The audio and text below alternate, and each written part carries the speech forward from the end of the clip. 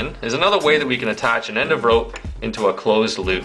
It's not as strong as a figure 8 knots. We don't use it when we're climbing, but we do use it for utility purposes. If we just need to, say, attach a rope to the end of a backpack to get a backpack to the top of a ropes course, a bowline is generally what we'll use because it's much quicker to tie. There's a lot of different ways to tie a bowline, and some ways are easier to learn than others. Let me show you the way that I do it first. So I take my piece of rope, my end of rope, and I feed it through the closed loop. I'll pull some through so I have some tail to work with. So I have my tail end, and I have the long end. I'm going to take the long end, and I'm going to make a loop out of it. And I've crossed over here. Okay? Now I'm going to take a bite from the long end here. I'm going to feed it underneath, up, and through. So I have my bite coming through that loop. Alright, now this tail is going to go through the bite and back over here. I'm going to hold on to the tail. This is actually kind of hard to do.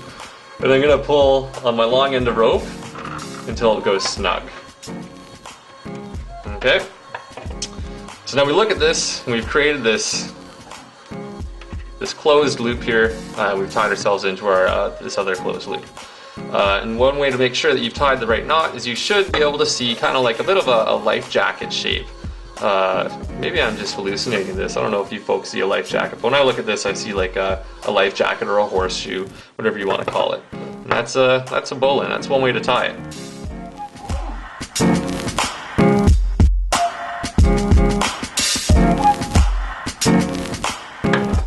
The other way to tie a bowline involves rabbits or something like that. I don't really know.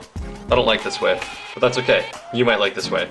We're going to start the same way. We're going to feed the rope through our closed loop. So we have a long piece of tail and our long end over here.